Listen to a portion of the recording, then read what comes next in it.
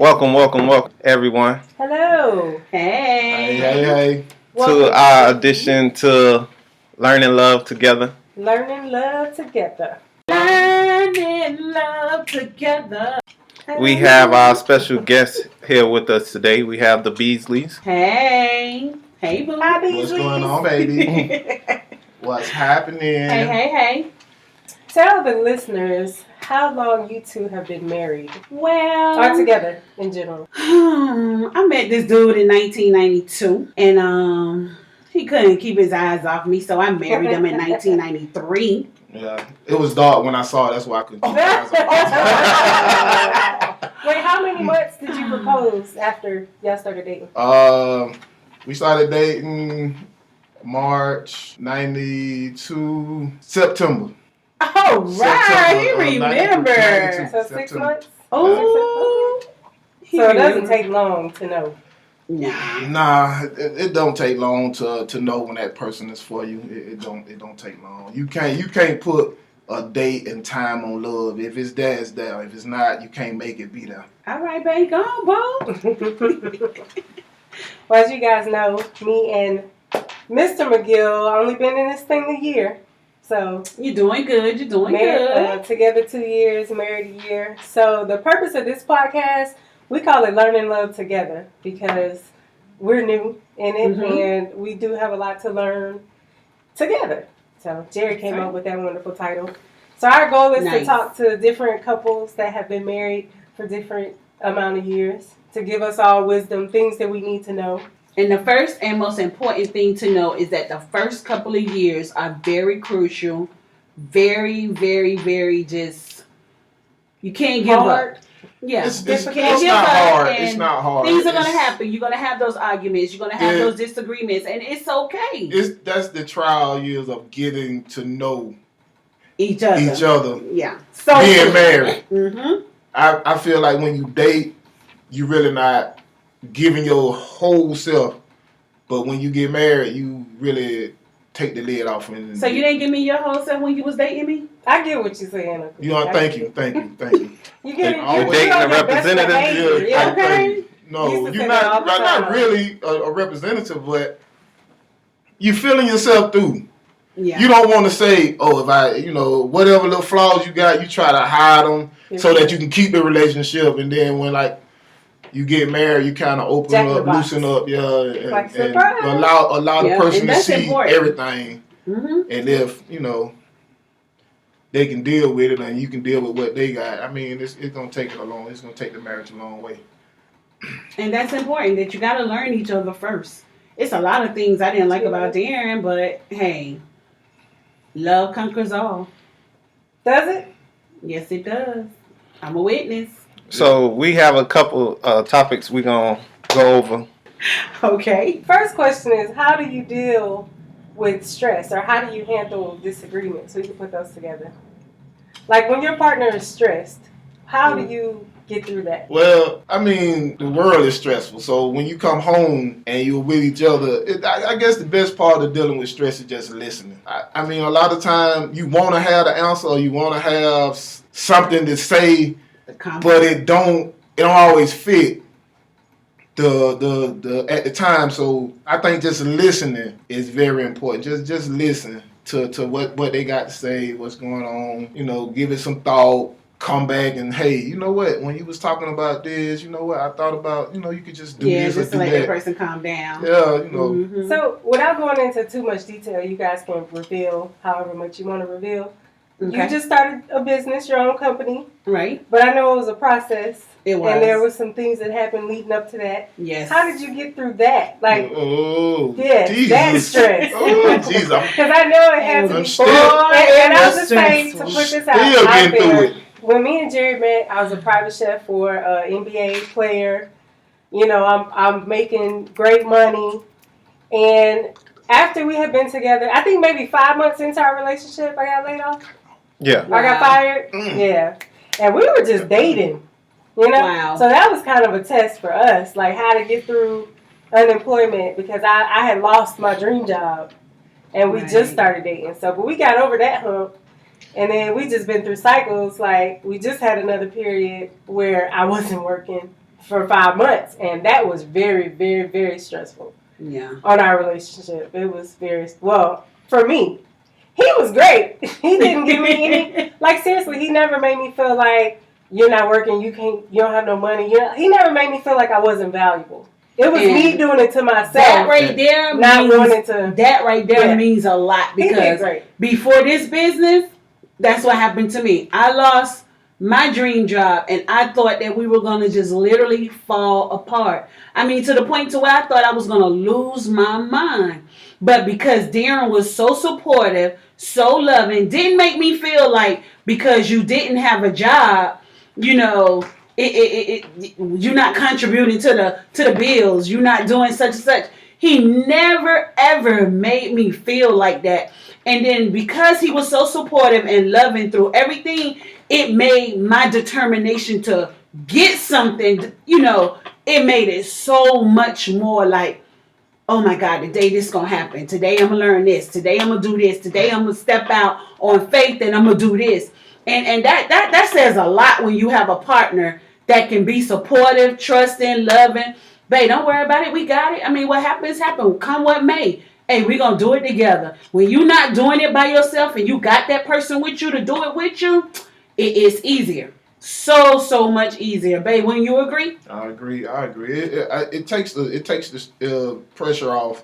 Yeah. When you already going through something, the fact that you have lost a job, and then the fact that you sitting at home fussing at the person because they lost a job or whatever, it's not going to make the situation no better. Exactly. So I think, you know, just trying to calm the situation down in a way to say, you know what, it's going to be all right. You struggle when you got a job, so the little struggle you just don't struggle a little bit more until we get back on our feet, and then everything will be. But as long as you're going through it together, as long as it made the process so much more easy. But it was still stressful because you wanted to have a job. You know, you want to help. You want to contribute. So, but just like Uncle D was saying, like when your partner bring problems and you want to solve it, like you want to be the answer to whatever problem they bring you. Right. How do you deal with that? Not being able to have the answer. How do you deal with that? The thing that I learned over these years of being married is that your answer and her answer don't always fit the solution. It fits you as a couple, but not the solution that you're going through, because you're looking at it as, okay, just say it like this: you're trying to fix the situation as a husband, and you're trying to make it better as a husband. But there's sometimes the situation it takes a little bit more. So allowing it to kind of like progress and work itself out, then, you know, not saying don't give your input, but sometimes for me, like sometimes she could be had a hard day at work, and my input as a husband is it's gonna be okay, you know, do this, do that. But that's don't want to hear that. That's not that's because that's not what's going on. It's like, no, you don't understand, and then but you don't, because you're not in that building with her, stressing, going through the process. All you're getting is her side of it. You're not seeing the picture. It's just like watching a movie without you hear the movie, but you don't see the TV. Yeah. So you try to figure out what's going on, but it's a whole different thing on TV compared to what you hear, you know, by mouth. Yeah. So it's like you ain't gonna always have the best answer as a couple.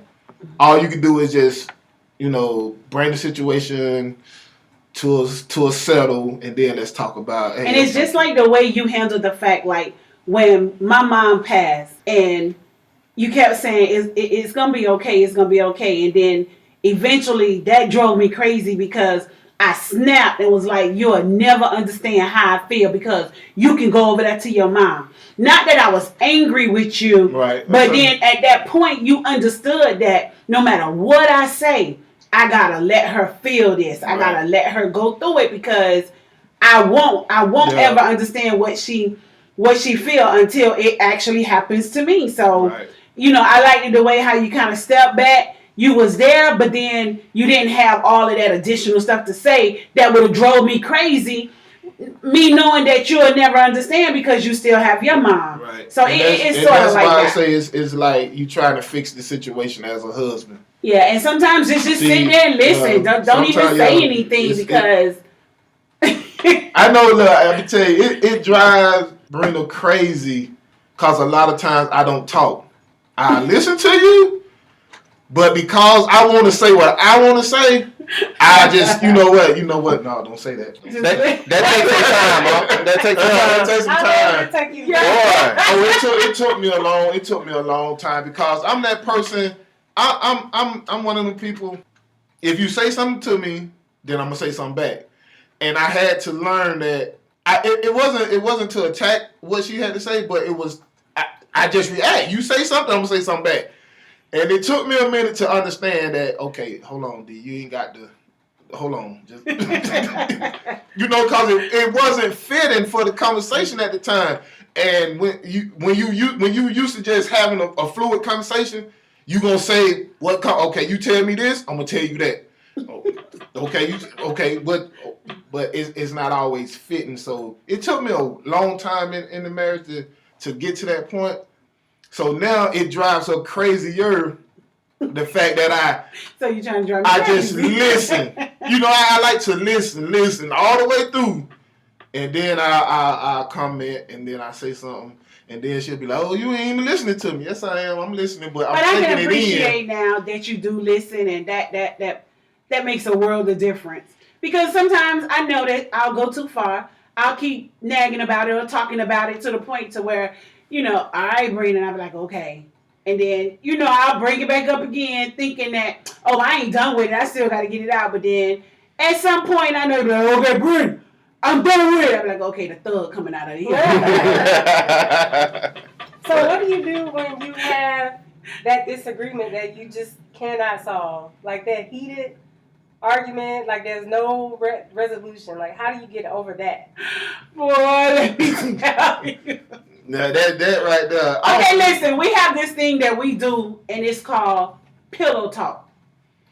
If I'm at work and he starts to talk about something and I'm really busy or people in my face or something like that, I say pillow talk. Okay. He won't talk about it no more on the phone, and then he'll be like, okay, I'm going to let you go. You're busy, blah, blah, blah. And then we'll get home. Before we go to bed and our head hit that pillow, that's what we mean, pillow talk. We're going to talk about it. Something that day that we didn't agree upon or we couldn't get together about, or something that was just really bothering him or bothering me to the point to where, nah, I don't agree. We at pillow talk, number one, you ready for bed. You ain't trying to argue about no situation. You tired, you sleepy. Your head on that pillow. Number two, I think that that's a source of giving in to each other. That, okay, whatever we were fussing about, it's good, it's over, we done talked about it. You felt this way about it, I felt that way about it, but at the end of the day, guess what? It's okay, we good, we going to bed, and you don't go to bed mad. So you just do pillow talk. Yeah. And it's been helping us. I don't know where we get that from, but... I don't either, but it's a big help. It's like you kind of just agree to disagree, and and that's exactly what it is. And you ain't trying to argue at 10 o'clock or 9 o'clock when you know it's time. When you having that disagreement, if you heated at that moment, you're not even listening to the situation no more. You just arguing back and forth. Really, you just kind of throwing words at each other. But after a period, and you really think about the whole situation, and then you get a chance to just sit down and you had that talk before you lay down, and everything kind of ease up. Like you say, I don't want to go to bed mad because you had bad sleep. Yeah, you toss and turn. Yeah, so that's our way of just clearing the air before we lay our head down and making everything back to normal. How important is it to admit when you're wrong or apologize or just say, I see how you could feel like that? I'm always wrong. Do you say that? Oh my God. You always wrong. I ain't been right in 27 years. But you can't, right? How long did it take you to realize that? Well, no. I beg to differ. I mean, that was a big part of just it's timing. Growing. It's timing. Yeah. In the relationship, you You right sometimes. You gonna try to get your point across. And when you got two opinions, it's not even a point. Isn't basically two opinions. If I say it, I think my opinion is right. If you say it, you think your opinion is right too. But if you really slow the conversation down and just look at it, you really saying the same thing two different ways. And that's what I came to see. I was like, okay, we talking, we argue, but we saying the same thing. I'm saying it my way, and she's saying it her way. It just makes it just like, that ain't right. But but you're saying the same. But thing. you basically saying the same thing. Yeah, we gonna get in the car and go, but you gonna argue about it. No, we ain't gonna get in that car, but we gonna get in this car. But we gonna get in the car though, right? But yeah, it's just basically timing. Everything is timing. You're right sometimes. Everything is timing in a relationship. If you can't rush through it. You just have to let the timing take its place. Okay. You want to switch it up a little bit? Since we were talking about arguments and stuff. Define what intimacy means to you and how important it is to a marriage. Very important.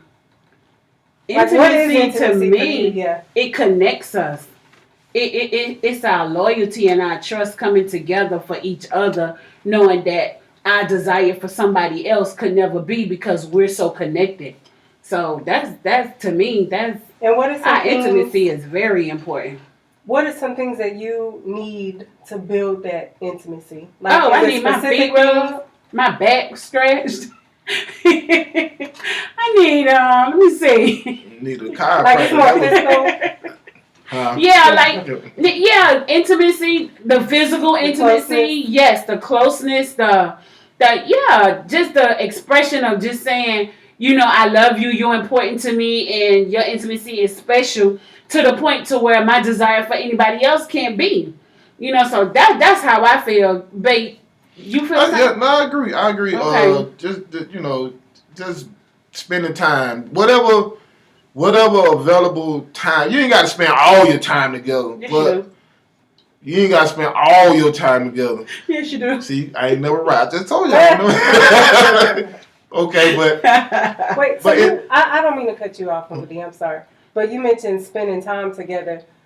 For intimacy, how important is it to have intentional time? Like, because we're all married, we're together every day. Right. We're together every day after work, before we go to work. We're together every day. But is that intimacy? But see, that's not the same. For me, it's like I know that every individual need their own time and space to get themselves together. But at the same time, for me, it can be date for night. me like what we call date night. Date night for us is okay. We gonna go get this meal. We ain't going out. We gonna go grab this meal. We gonna sit down. We gonna talk and just spend a little time just talking about the day. That it ain't got to be. A lot of people look at like date night got to be all formal. No, just whatever you make of it, of your date night, or how you spend it together. Yeah, that's intimacy for me. Cause it's like she said, if you're not giving her that, it's easy for the door to be open for somebody else. You know what I'm saying? So you have to, no matter. That alone time. Yeah. It's no matter how you wake up with them and you in the house with them. It's a moment. Like intimacy is a moment. Yeah, it's something that you plan. This is what we're gonna do. That's your intimacy moment for you right now today. It's a moment. You have to have a moment for you and her to stay attached. And have that time where you're not on the cell phone and not texting or not doing extra kids work. Out, get out, yeah. Get away from me. Put the phone down. Like now, how we're practicing being empty nesters on Friday nights. If he doesn't have to go to work that Saturday morning at 5 a.m., we up 2 or 3 o'clock in the morning watching movies, ordering off the ordering the game, eating at 1 o'clock in the morning. It's a different conversation instead of the day by day conversation. Right. But when you implement that right there, it's that time together and that just being alone. Yeah, it comes together better for you. Yeah. So I love our time. I love the fact that we set aside time because you can talk to most married people and they'll tell you that, oh, he goes to work at this time, I go to work at this time, I see him on the weekend. Like, wow, y'all live in the same house? That's hard for me. Yeah, but when the schedules are different, you just gotta intentionally make the time. Basically, You have to. You have to make the You time. have to. I can remember every time to just be together and make that like a special time to say, you still special. Even though we flying by the doors and we doing our own thing, you still special. You still important. I can remember early in our marriage where I used to work like 6 at night to 6 in the morning, and at the same time, Brina was working to 5, so we barely saw each other. Like, we saw each other in the morning. When I was getting off, she was getting up, and then she was heading out the door, and I was going to bed.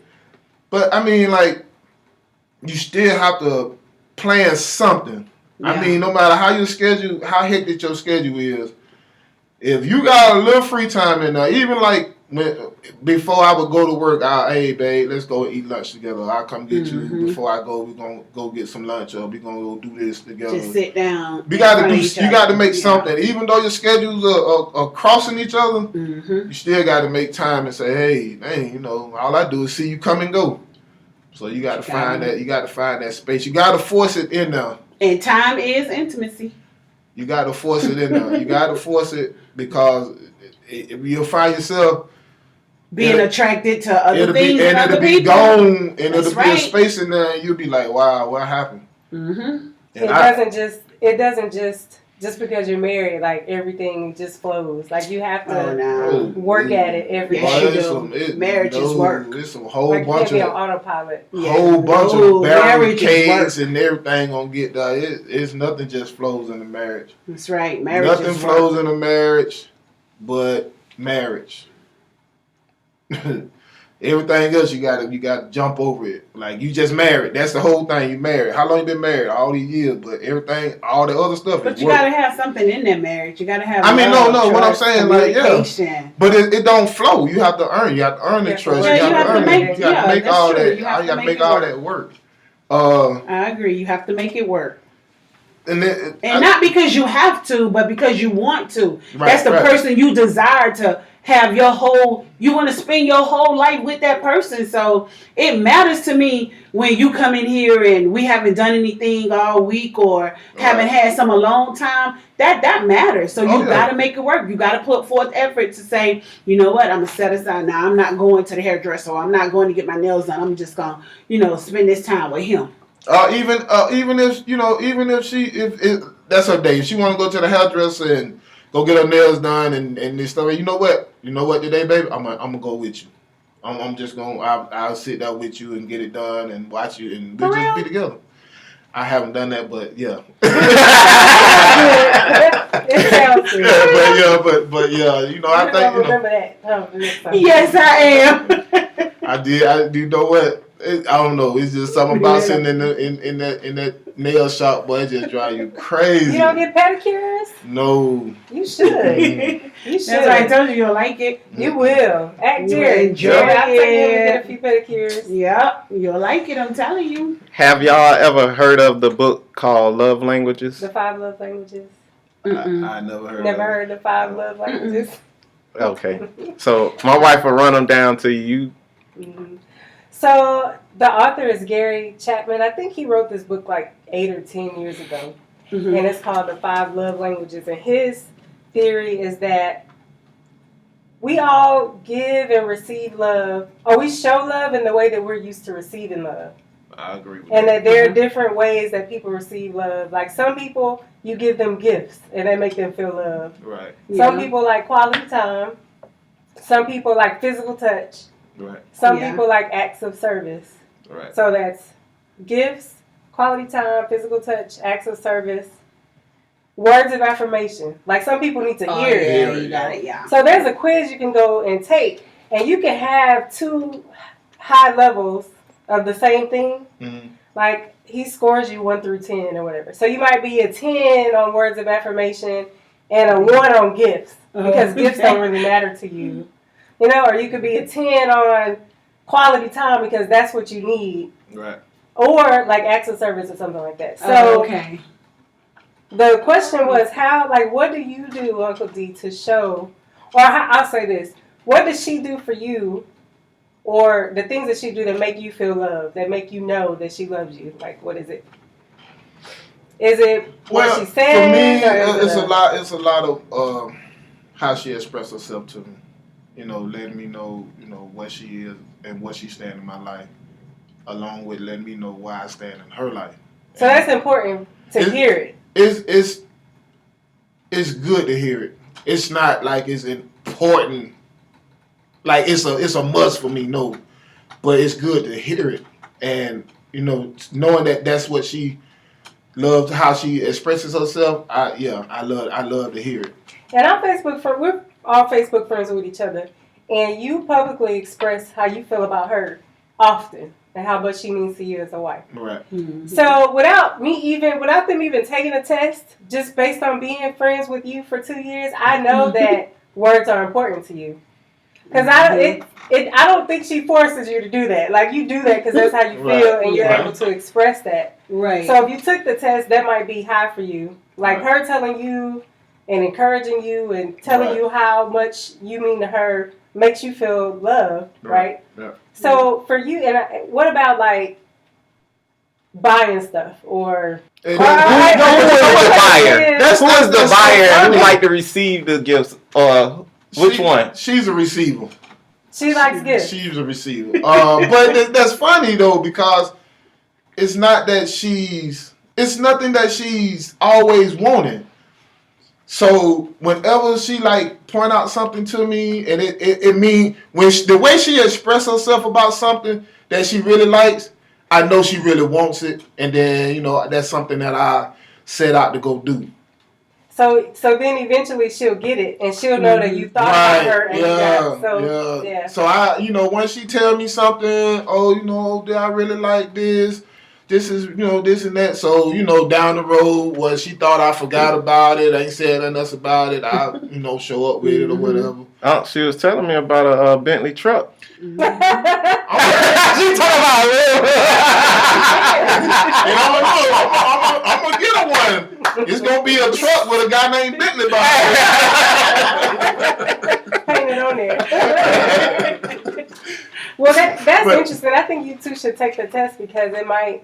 I want to take it. It sounds interesting. I mean, y'all been doing good enough so far, so I'm sure whatever the results are, it ain't gonna change nothing. When you see the results, Exactly. You'll probably see yourself in it. Like, that's what we do, because you guys have been married 25 years, so you'll see that that's what you do anyways, and the test will reaffirm that. You know what I mean? Yeah. But like for us, I'm big on words of affirmation. Like, I need to hear it. I need those. Like, whenever I see Uncle D post about Auntie Breen, I'm like, because that's what I need, stuff like that. But Jerry's not a talker. He's not an expressive person.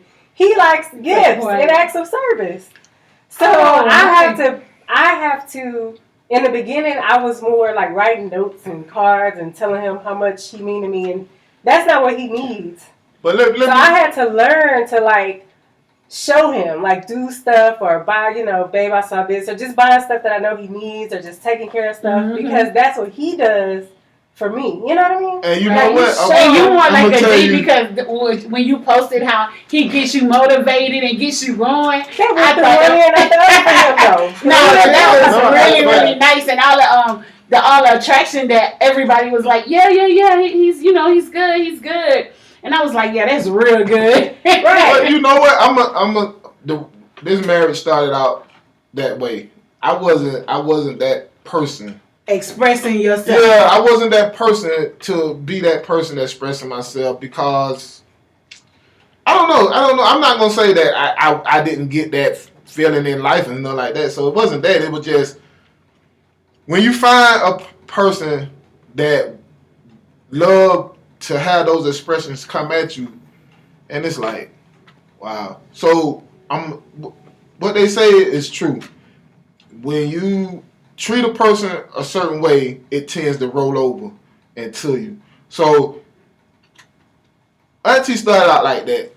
She would do little acts of kindness, and it was like, wow.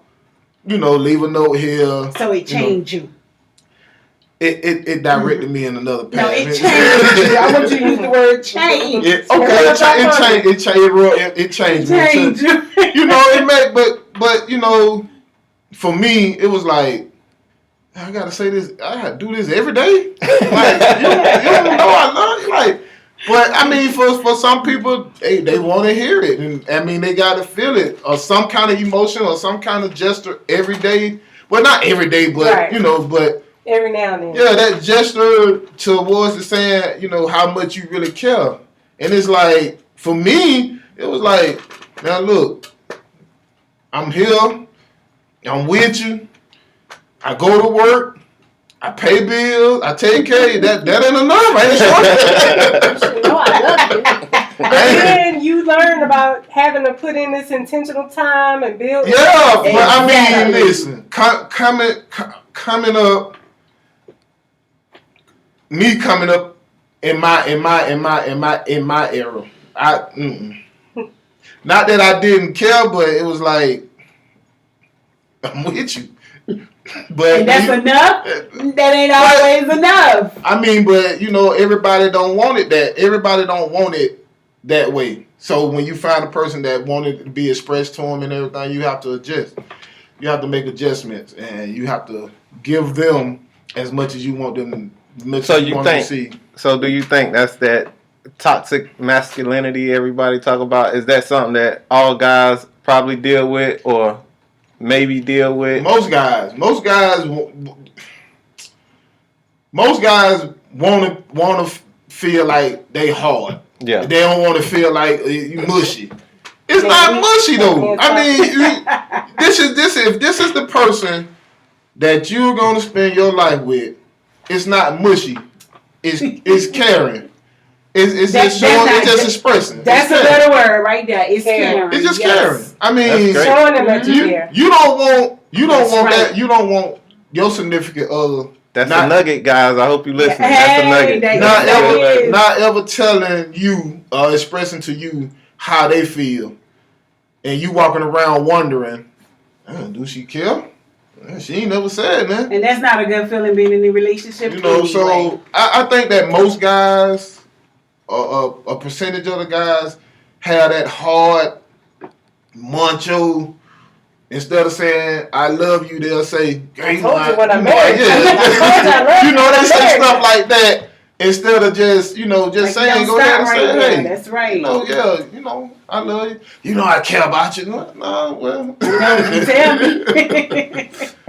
But it's I think that most guys have that going on for them, to the fact that, I used to say to myself a long time ago, the hardest guy in the world, no matter what he do, no matter how he live, he go home to somebody, and he taking care of somebody. So He ain't that hard. he ain't that hard.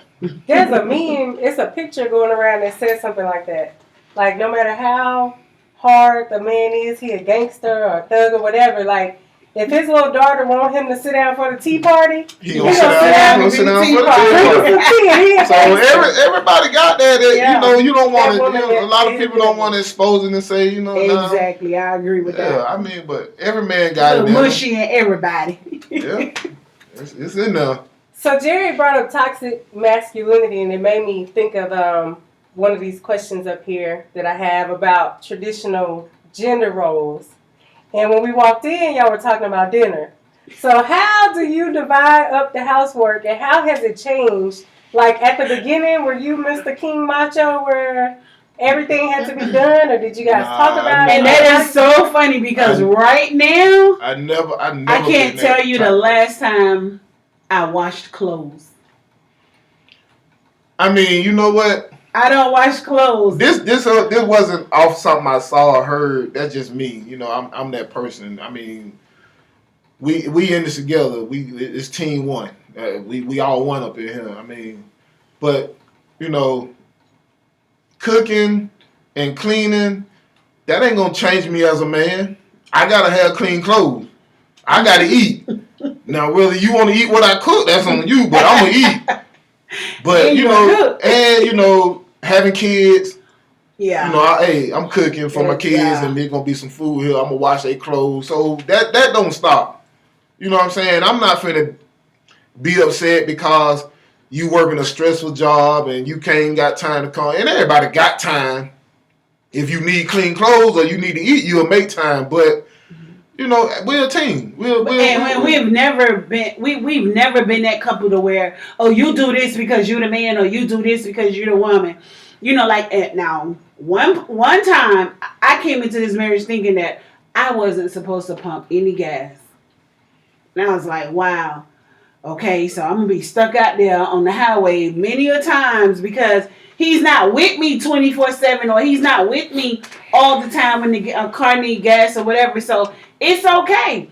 And I tell women, it's okay if you have to pump gas. It is perfectly okay. And I think that's where this whole thing done changed. Well, women thinks men supposed to do everything for them. But Auntie, you don't pump gas if your sons or Uncle D in the car. No, not even me. Oh, okay. But if I'm alone by myself and I see that, I'm on E, I need to pump gas. Yeah. You know, some women say, nah, I'm just going to jerk it on home and in hopes that I don't fuck. But you know, that's the situation where I'm saying, like, you get some women like that and they'll try to make it home and break down. Now you got a man that's got to try to fix your car put some gas to get you home instead of you just stopping at the gas station and putting some gas in your car.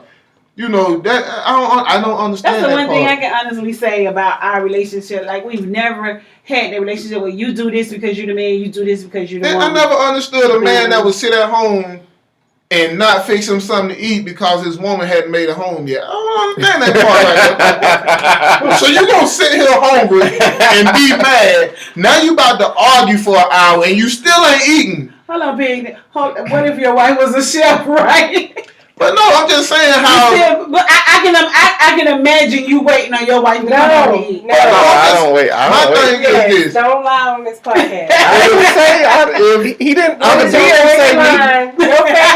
Oh, my favorite line is if she don't cook, I don't eat. You don't feed me, I don't eat. Right? You don't cook, I don't eat. Fed me. But his wife is a chef, so Every day, for 8 hours a day, though.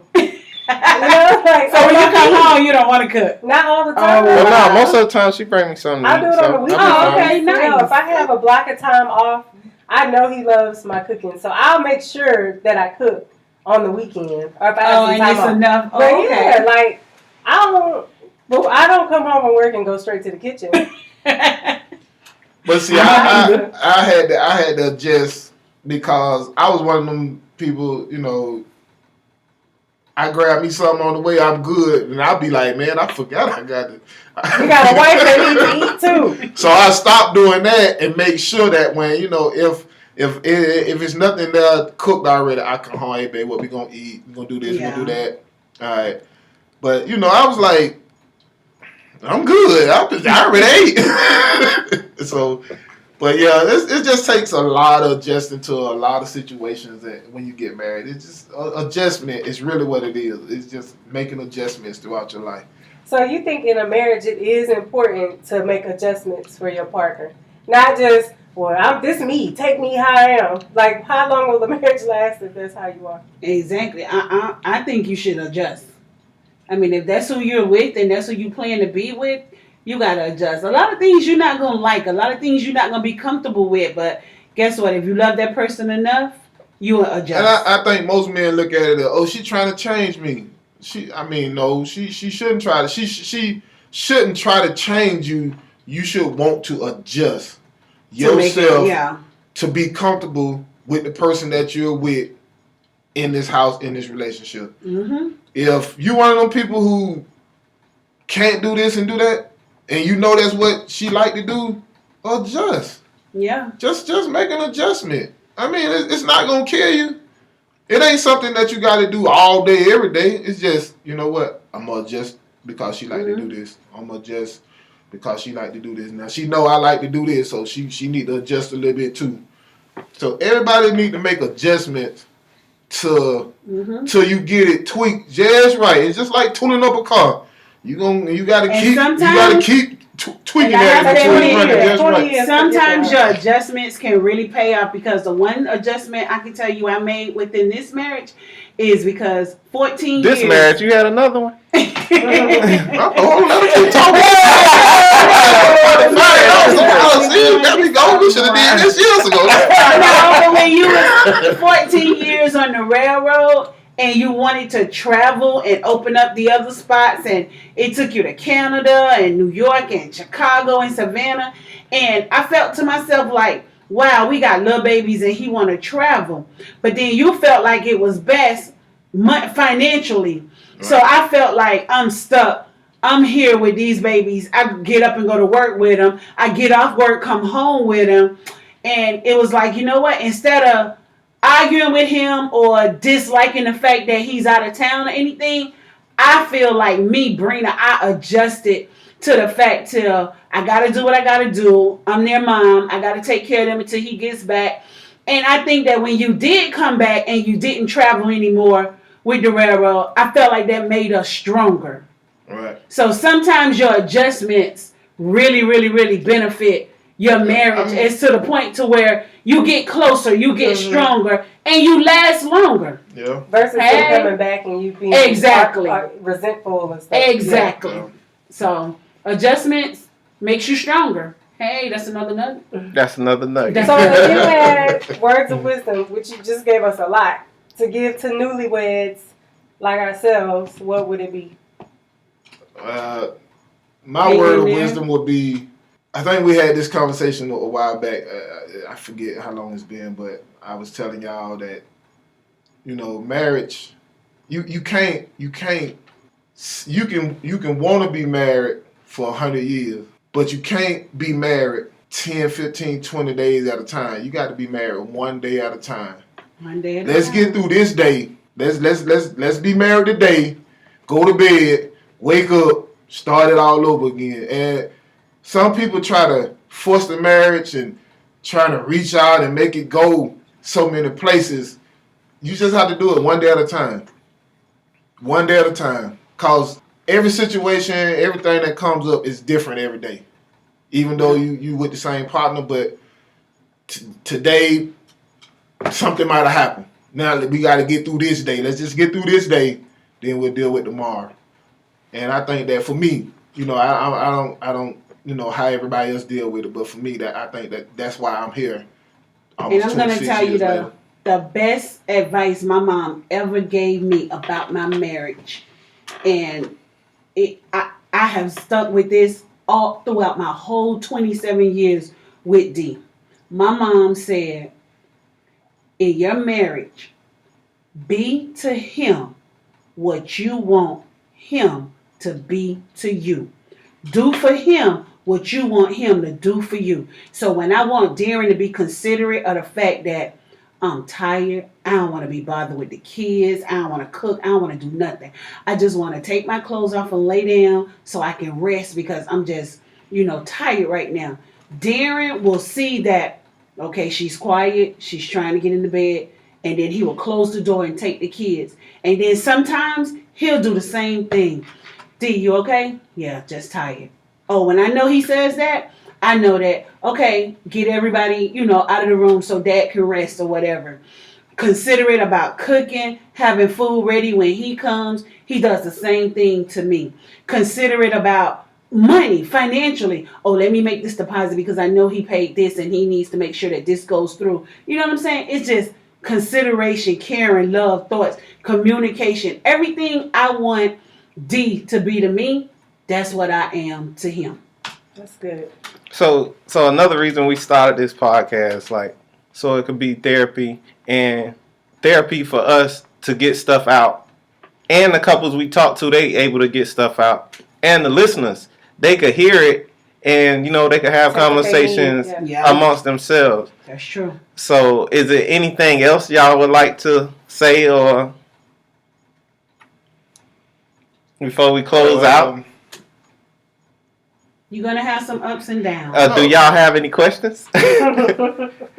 I don't have any questions. But I'm with you though. It's gonna be some. This ride ain't gonna be. It's not gonna be easy. Right. That's one thing I want you to know. If you really serious about being married, know that you going into something. It's not gonna be easy because, put a ring on it. Now take care of me. No, And Darren and I It's think take care that of us. Darren and I think that the number that is when you get to this point in your marriage where in sickness and in health, for richer or for poor, Till death do you part. to death do you part. But once you experience all of that in your marriage, Oh, I mean, we have been to the point you to going where through it. You we don't have anything, and we had it. to suffice. We had to make it happen without nothing, and we had to learn that okay, what's important and what needs to be paid, what needs to be done. Then, sickness and health. Wow, that was the biggest challenge of our marriage. When Darren got sick and had kidney failure and dialysis 3 days a week and not working for 6 months at a time, and you sure you got it? You gonna hold it down? Yeah, I'm gonna do this, and then I'm gonna also make sure you okay, and we gonna get through this. When you have that encouragement and that motivation within each other, it ain't nothing you can't conquer. Because like I said, your love gonna conquer all. I love Darren enough to hang in there through everything we've been through, and I feel like according to our vows, we always say we've been through everything we told God that we would do. So now it's easy street for us. At least that's what we feel. This is the way I look at it too. Like, just like she said, when you go through something, when you go through those spurts in your life, like it makes you better. Makes you feel like okay. For me, this is just me, my opinion of it. Like I was sick. One part of you say, man, you may end up going through this by yourself. This may be too much for her to stick around and handle and take care of. That's just a man. That's just me with my inner feeling saying I'm put a lot on her. This is a lot. She could be like, you know what? I can't do this. But then the fact that she sticks by you, you come out on the other side, and when y'all come out on the other side, you know you got somebody that was there for you. That makes you turn your volume up to another level of saying, you know what?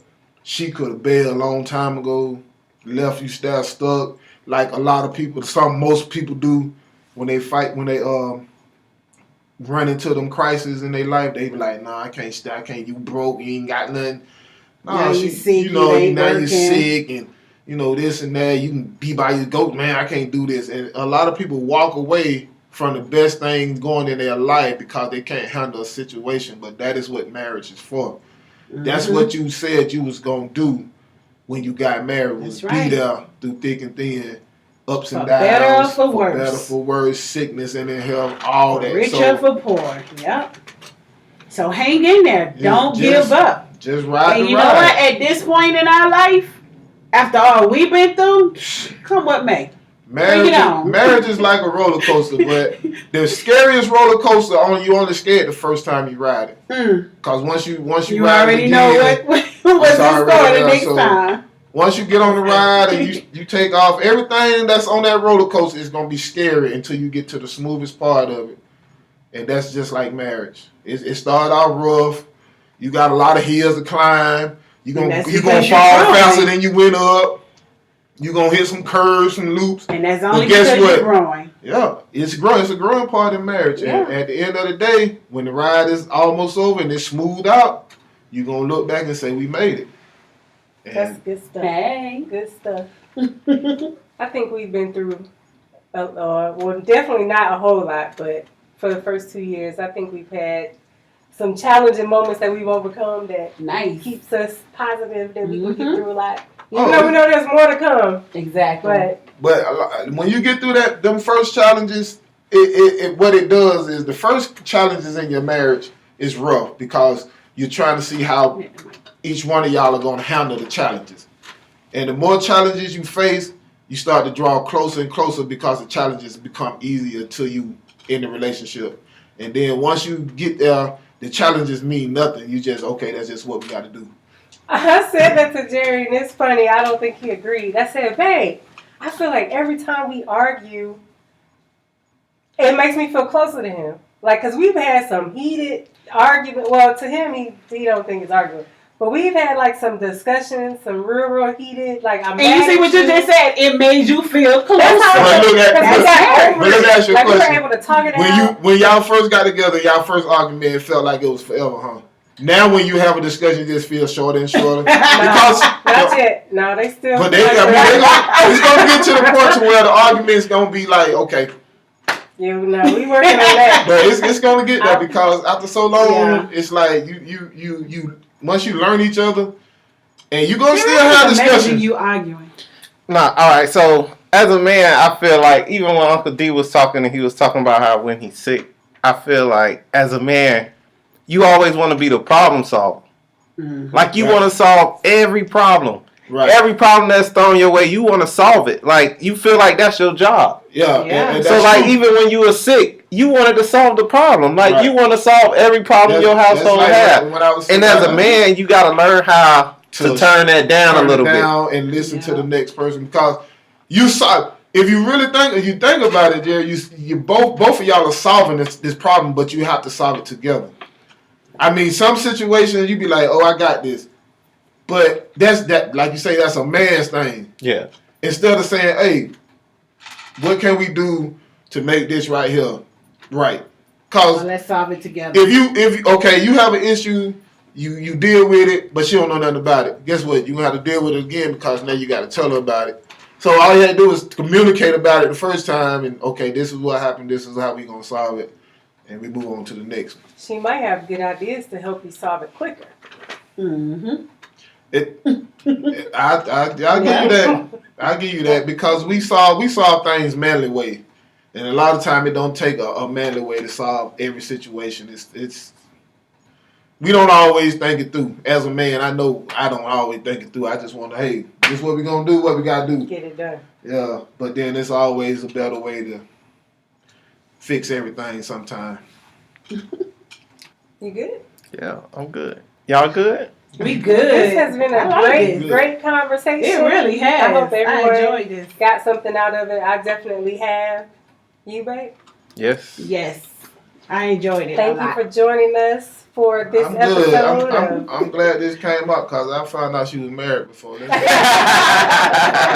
this marriage thing. What is going on? Yeah. Well, we look forward to having you guys back on Learning Love Together. You gotta sing it. So that'll be the outro. You sing it. Learning Love Together. Give us a song. Just sing something? Learning Love Together. Learning love together. We are loving each other. Oh, you just gonna make a song. Learning together. There we go. That's what's up.